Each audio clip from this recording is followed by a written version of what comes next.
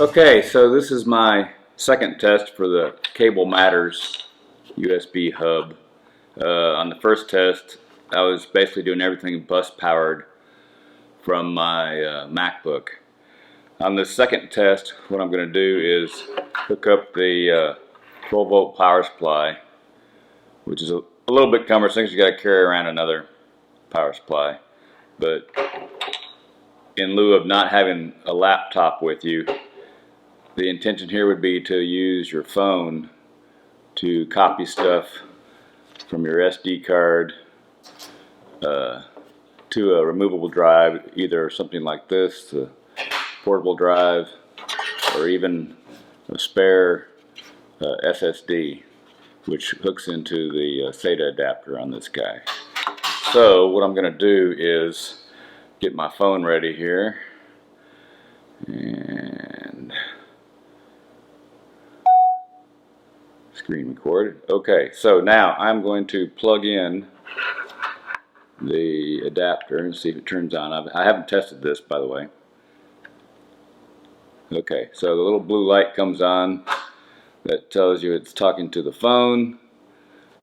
I'm going to go ahead here and get into my file manager. Okay, so I've got a Note 9.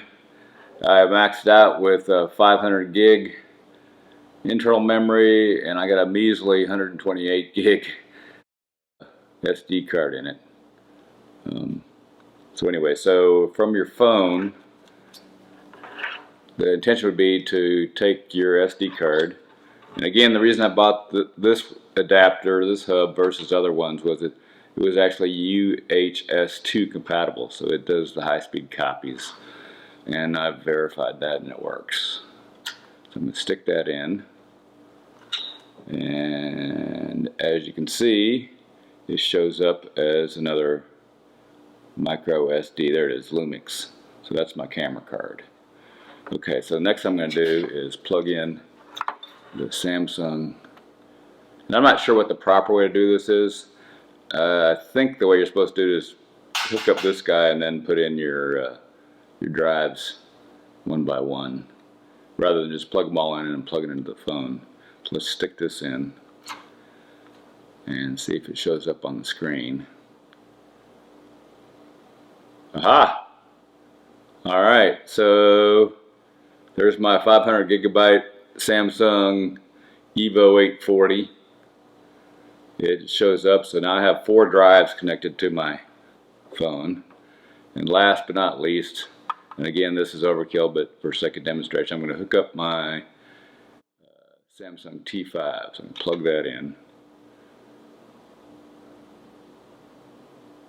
And voila, now I have 5 drives hooked up.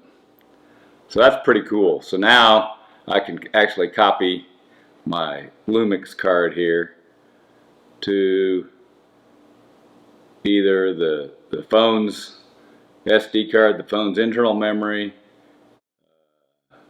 my Samsung 840, or my T5. Again, you probably wouldn't do all of these, but you'd probably want to do at least 2 of them. And so I think I can see if I can demo this. So I want to, let's see, let's tap on this, get in this guy here, attack my DCMI, copy to, and let's see, let's copy it to the T5. Okay. I'm missing some rights. You must perform certain steps. Okay, well, I've obviously got some permission issues here. Okay, so now I've got all these working. Go back to my file manager here. You can see I got 1, 2, 3 drives hooked up, plus my internal memory, plus my internal micro SD. And what I'm going to do is go to my Lumix, my SD card, pick the DCIM, which is where the pictures would be, or movies, say copy to, pick my T5 and say OK. And there, replace. So obviously it already had some files. There it goes. So it's now copying 6 gigabytes worth of stuff, and as you can see, it's probably going to take about a minute or so, which is not terrible. So I think this works pretty well. I'm going to go ahead and cancel that. Well, let me add this. It's copying some of the files, so let's cancel that. And now I'll go back to my T5, and you can see that I've got RAW plus JPEGs in there. Very cool. So again, I like this product.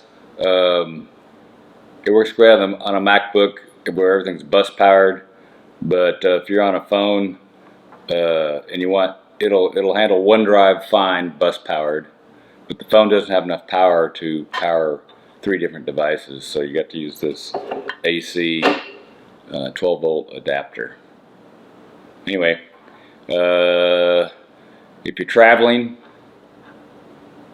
and you need a way to copy your stuff and you don't have a laptop and you only have your phone, this will work. If you're out in the wild, you probably don't have AC power, so you may have to do them one at a time. So, and that would stop you from doing that. This is obviously 3 at the same time. If I was out in the wild and I didn't have AC power available, I could copy from my card to my internal, take the card out, put in my T5 or my SSD, and then copy from the internal back to that. A little bit more tedious, but anyway, I think that's how the system works. Hope you learned something. I learned something. I thought this was a pretty cool gizmo. Again, the original reason I bought this was because it had the UHS-II high-speed reader on it, and I needed an adapter to do stuff like this also. So, kind of cool. Thank you.